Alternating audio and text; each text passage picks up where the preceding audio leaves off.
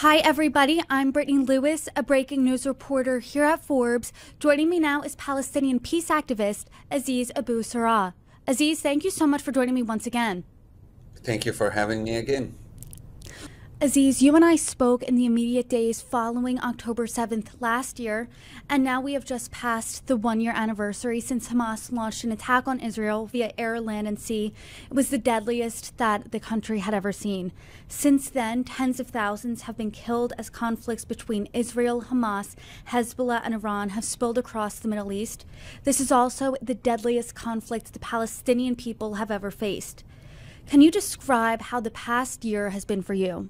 It's been a very difficult year since we talked. If you remember, we talked about how difficult it was for me in those days. And I found after our conversation about many of my Jewish friends who suffered directly from it, my friend Vivian Silver, I found out was killed. One of my colleagues, her friend was taken to captivity. Another person who've become a major partner for peace of mine in the last year, his parents were killed. So it's been a hellish of a year, a nightmarish of a year, because also on the Palestinian side, like you say, tens of thousands of people have been killed. I have friends in Lebanon who are terrified right now, and I know people who lost their entire family. I know people in Gaza who lost 50 people, 60 people in their family. But in the same time, this year has kind of been a resurgence in my activism. I become very good friend with Mao Zenon, whose parents were killed. We've been traveling and talking together, both to Israelis and Palestinians, but also internationally. We met with Pope Francis, met with Congress, met with so many officials around the world, and have been spreading one message, that peace is possible, and the only solution for our conflict is not through war, and it's not through killing one another, but through having a lasting peace agreement. That's a really optimistic message to hear, especially in this past year when you've seen images, heard stories, heard firsthand accounts, and it's almost too much to bear. But I want to talk about your friendship now with an Israeli who his parents did die on October 7th, and you had this amazing TED Talk where you're sitting across from each other talking about how peace is possible, and you said, I'm angry, and there's a misconception that you don't have to be angry to achieve peace. I'm angry. My brother was killed years ago, but you can't let that anger drown out into hate. How do you do that? It's very difficult, because anger, even hate, is a normal human emotion. But what we do is try to use all the anger that comes out of our hearts to make a better future. We look at anger like a nuclear power. You either can make light out of nuclear power, or you can create a bomb. And so we decided we are going to use our anger as a way to create light. But I would say also, we look at hope as not a static thing. So we often say hope is an action. How do you create this rebel effect? How do you overcome all these negative emotions? By creating hope, by doing something. I think if we only sit home and watch the news and do nothing, we wouldn't be able to handle it. But by working together, by making sure that we are doing everything we can to change this reality, it gives us hope, and it takes us out of feeling potentially hateful or revenge or all these things. There's a power to what we call meaning, and understanding that our lives have a meaning, but also in some ways making a meaning for our loved ones killing and death changes everything. So to us, we want our relatives to be the last people killed. We don't want other people to go through that. And in our hearts and our minds, we believe this is what they would have wanted us to do. And so that meaning, it changes everything. It gives a reason for us to wake up in the morning. I want to talk about that message of hope in just a little bit, but before then, a year out from this conflict, what is the mood like in Gaza? What is the mood amongst the Palestinian people? Do they feel this sense of hope now? It's very difficult right now in Gaza. I just like I said, I have few friends there, and everyone I know from Gaza has lost family members, neighbors, people they care and love, and so it's very difficult. And most people have lost multiple family members. I just spent some time with a Palestinian doctor who was in Gaza, and the stories I heard, I couldn't stop crying listening to him, because it wasn't just the airstrikes, it wasn't just people dying because of bombing. It was things he was saying that are very preventable. People dying because of lack of antibiotics in hospitals, because of the lack of anesthesia, because of lack of medicine for diabetes, normal preventable diseases. And it's like thousands of people are dying that we're not even talking about, because they're not dying directly from airstrikes. So it's very hard. But in the same time, I think everyone almost I know that I talk to from Gaza says their dream is for this to stop. They just want this to stop. There is a lot of despair. There is a lot of feelings. What can I do? Does the world care about our lives? Where are the people who talk about the human rights and coexistence and so on? So there is that despair among people in Gaza. And sometimes that despair can translate into, well, if there's no hope, so I guess this is an everlasting war. What we need to do is to create a reality that everyone, Israelis, Palestinians, people in Gaza, can see that a different path is possible. And what we're trying to do is to model that, to show that our work together is an example of how the future for both Israelis and Palestinians can be. That sounds like a beautiful future, but what do you think realistically right now that looks like? Do people think that a ceasefire could be imminent? How do they feel about Hamas a year later? Because when you and I spoke after October 7th, you said that this vacuum, this loss of hope amongst the Palestinian people is what made Hamas so powerful in the first place. So a year out, how do people feel about them now? Yeah, I don't think there is a replacement of that vacuum yet. I think people have hopelessness. I would say the reason I don't think a military action could work against Hamas, whatever you kill of Hamas members, there's a ground right now to recruit many more. We are talking about 15 to 20,000 orphans. Who's going to take care of them? These are prime kids to be recruited by organizations like Hamas, or whatever replaces Hamas was to be toppled. There are thousands and thousands of people who lost their kids, who lost their wives, who lost their mothers, fathers. These are the people who Hamas will be able to go to and say, come and join us, this is what Israel did to you. So that despair still exists there. But Hamas has never been very, very popular in Gaza in the last even 20 years, 15 years. The last election we had was almost 20 years ago, 18 years ago in Gaza. So it has maintained power not through election, it's through controlling, through military power. If you objected to Hamas, still today, if you object to Hamas, you could risk your life in Gaza. So when people tell me, oh, we got polls and we know how many people in Gaza, I don't know how do you take a poll that can be really scientific in the midst of a war. If an airstrike just hit my neighborhood, doesn't matter what my views of Hamas is, I'm going to be angry at the people who fired that airstrike. I'm going to be angry at Israel, and I might say things not necessarily what I feel. So I don't really trust those polls in the middle of emotional despair. I think the only way that we can stop people from joining Hamas or from being radicalized is by creating an alternative hope, an alternative process, something that people can believe in. And right now in Gaza, they don't have that alternative. They don't see what else to believe in, because it's extremely hard to even reach people in Gaza. For me to talk to someone in Gaza is next to impossible. There is no power. So to get to a phone call, the phone lines, to have enough money for them to maintain a phone line active. There are so many challenges just to have a conversation. So it's definitely not great. And I would say it's not much different in the West Bank, in East Jerusalem. My what my family told me is they continuously live in fear. I talk to my nephews, I talk to my nieces in Jerusalem, and they are terrified. They terrified every time they leave their home. My brother tells me every time his son goes to school, he's afraid, what if? And that's the conditions that are perfect to radicalize people.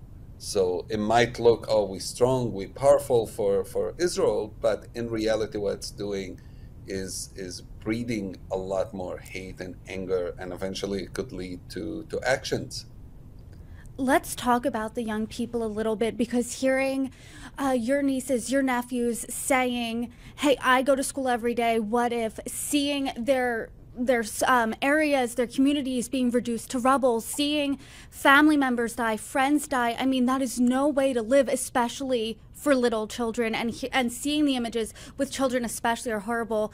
You said that there are thousands of orphans in Gaza right now. And I want to read a quote that you said last year to me, and then I want to see how it's changed in a year. You said this, quote, "You can bomb Gaza into oblivion, you can kill 100,000 people, but you know what that will do? The next generation, again, of angry, bitter kids who will want revenge, and then will go back into the same cycle. This is what we've done for the last 75 years. Fighting, arguing, killing each other. We have an alternative to this division. We have the ability to break through it if we are able to start pushing our politicians and say we're not okay with it." What are the young people in Gaza thinking about now, and what does that future, what does that alternative look like? I think, unfortunately, my prediction happened. Tens of thousands of people are killed. Nothing has really changed. People feel more despair. I'll tell you what that doctor from Gaza told me when I asked him about what do kids in Gaza dream of today, and he said they don't have dreams. I'm like, what do you mean they don't have dreams? He said, every child I asked, what do you want to be when you get up? Which is a normal thing to start a conversation with a kid. And they used to say a doctor, an engineer, a lawyer, whatever. And now they say, I don't think I'll grow up.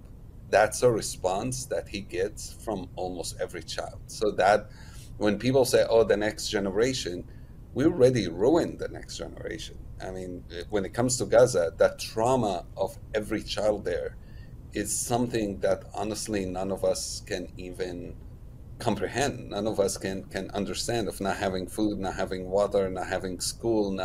Every time you hear a plane, you think I might be dead. So that's the perfect ground for, these are the kids who will be approached and recruited and eventually would join such an organization. So my response to let's wait another generation, if we wait, these kids will be radicalized.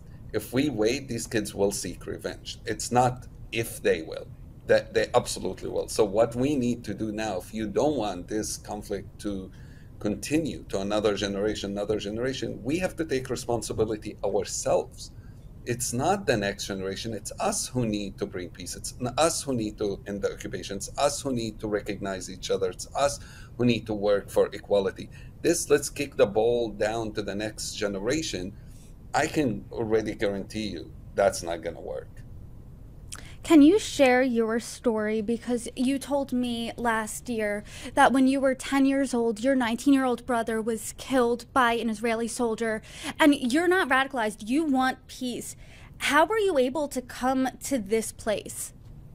Well, I was radicalized not by Hamas, not by Fatah, but by seeing my brother being killed. I was 10 years old. I was 9 years old when he was arrested, 10 years old when he died because of injuries he sustained being beaten up in prison. And I have those memories, going to visit him in prison and seeing how he was treated and being so furious at that, thinking I still have the images of the soldiers who broke into my house and arrested my brother. It's an image you cannot ever forget.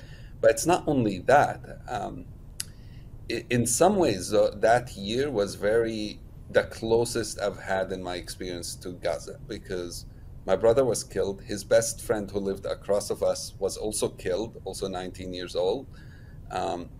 My dad's cousin, who also lived by us and somebody I knew as an uncle growing up, was killed by a group of settlers who tortured him to death at his work. And it was all within a year. And that year has made me so angry and so full of hate and so much wanting revenge. I used to be, at least my excuse of why I stopped being a good student at school, I used to be a straight A student, and I went down to C immediately after, because to me school became not important. What's more important is revenge. I became very active in politics. I wanted to find an avenue to make those who killed my brother pay the price. But then 8 years later is when I first time met with Israelis and Jews who were not settlers and who were not soldiers, and who provided me with a different image and a different vision of how our relationship is. And in the TED Talk, I mentioned this, where I realized for the first time that we are not divided as Israelis versus Palestinians, but rather we are divided as those who believe in justice and equality, in coexistence, in peace together, and those who don't yet. And the yet is a very key word here, because not everyone is with us right now, but it doesn't mean we give up on those who are not with us. I think fear creates hate, hate eventually creates violence, and we have to overcome that fear and the hate through getting people to know that there is an alternative. I was able to see that when I was 18. The reality on the ground today is so much harder to get people to see it. And so we have to work 10 times harder than we did before. I realized when I was 18 that the person who killed my brother controlled my life. I became, every choice I made between 10 years old to 18 years old, it was controlled by the person who killed my brother. And not only did he kill my brother, he also ruined my life. He controlled my life. And realizing that was such a redeeming thing. It's suddenly I realized I can be free from this person that has controlled my life. His choice shouldn't determine my choices. I still have the ability to make my own choices. And so that was quite a redeeming experience. And knowing today that every time I choose not to hate, I'm saying no to that person who killed my brother. And I want to spread that message as far as possible for Palestinian children, but I'll need to access those places. I need to also offer them what the future would look like, need to model to them what the future would look like, and we need to create a process that they believe in. That is a really courageous choice every day, waking up and saying, I will not be consumed by hate. I will get up and I will want to strive towards peace. And over the past year, I've been really grateful. I've had plenty of conversations about this conflict. The conversation I had with you directly after October 7th is one that really sticks out to me. So in the past year, hearing international dialogues, what do you think is missing from this really large conversation?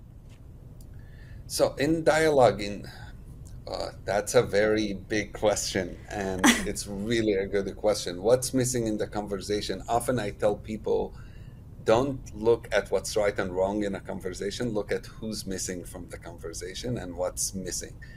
I would say in mainstream media, for example, voices like ours are often missing. And the commemoration of October 7th yesterday, I was looking at most of the major news outlets. Our voices, peacemakers' voices, were the most marginalized voices through the whole year. It's so much harder to get our voices on. I actually had to say no to so many interviews where they want me to get on and say, we will invite you to come and debate an Israeli military guy. And I say, that's not what I do. I'm not here to debate military people. I'm here to talk about how do we change the reality. I don't want to win. This is not a winning issue. And this thought just came to my mind, and it is really important. I think we have to decide, what are we willing to pay for winning, to Israelis and to Palestinians. And for me, killing 15,000 child to Israeli child, if that would get me a Palestinian freedom, then that's not the route I want. It's very clear to me that's not the route I'm willing to take. And I know my Israeli partners have the same feeling, that killing 15,000 Palestinian children is not the route to Israeli security. So it's talking about the work we are doing. The second thing I would say, in curation, in creating those kind of conversations, making sure that there are Israeli and Palestinian, not just on the stage, but also in thinking, who do you bring? Who are the legit voices? Who are the voices we should amplify? And there are some incredible, incredible voices who have a lot of influence in Israel and Palestine that are often absent from the conversation. The third thing comes to my mind, when negotiations happen, for some reason, peacemakers are never invited. And so we often wonder why people keep talking about, oh, failed negotiations, they didn't do this, they did that. And I'm not surprised all these negotiations have failed. If people like us are not present, who do we have in those negotiations? Usually military people. They're not the best negotiators. They're not trained in diplomacy. Even when it comes to people who are diplomats, often they don't have that background of doing that work on the street. They don't have the pulse of the street. They don't have the relationship where we had to learn how to work with each other, Israelis and Palestinians. And I think this needs to change.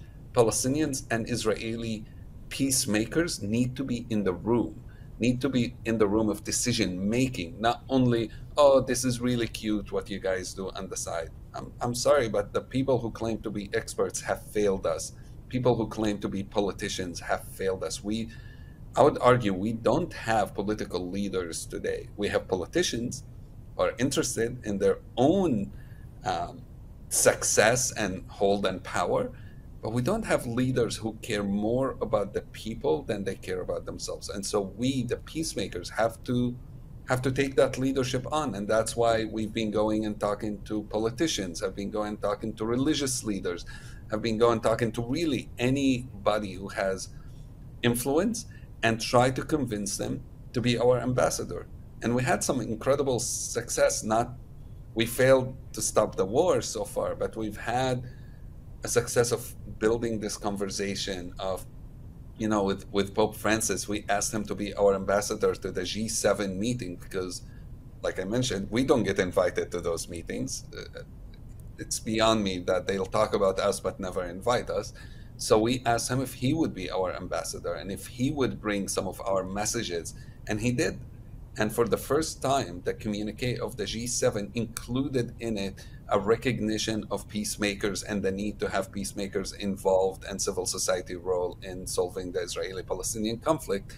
And that was Pope Francis pushing it on world leaders. So we need more and more people like Pope Francis to do that, and world leaders to do the words they put in the communique. That is really inspiring that the leader of the Catholic Church is the one pushing this message for peace in this conflict. But to your point, there have been failed negotiation rounds after failed negotiations. Every conversation I've had, no one feels like they're winning. It's just heartbreak after despair after horrific event. So as a peace activist, from that perspective, what do you think is next here? I think the first thing we have to do is to stop the war, release people who have been taken in Gaza, the hostages, but also Palestinians who are in Israeli prisons, who not even accused of any crime. So this is where we start. Stop the killing, stop the fighting, release the people who have been taken. That's where the first thing that we need to do, and then we need to start a process that will lead to self-determination, equality for both of our peoples. I think that one of the mistakes we've done before was always the U.S., the Israeli leaders, Palestinian leaders, and I think that paradigm has failed, and we need much more involvement from others. Peacemakers is one. I'd like to see people like the Pope involved. I'd like to see the Arab countries, the Arab League involved, because this needs to be bigger than just Israelis and Palestinians, and both sides need to realize what the potential of such a peace agreement, regardless of where the line's exactly going to go. Are we going to end up with a confederation, or are we going to end up with a 2 states or 1 state? That to me is less the issue. It's more, what are the values we negotiating upon? And the values need to be very clear. It needs to be equality, dignity, safety, security, recognition, reconciliation.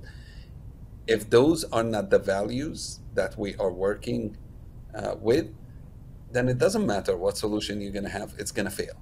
So the first step, stop the war, adopt those values, and bring other players in, and let's build something bigger than ourselves. Aziz, a really, really important conversation. I appreciate you coming on again, and you are welcome back anytime. Thank you so much for joining me. Thank you so much.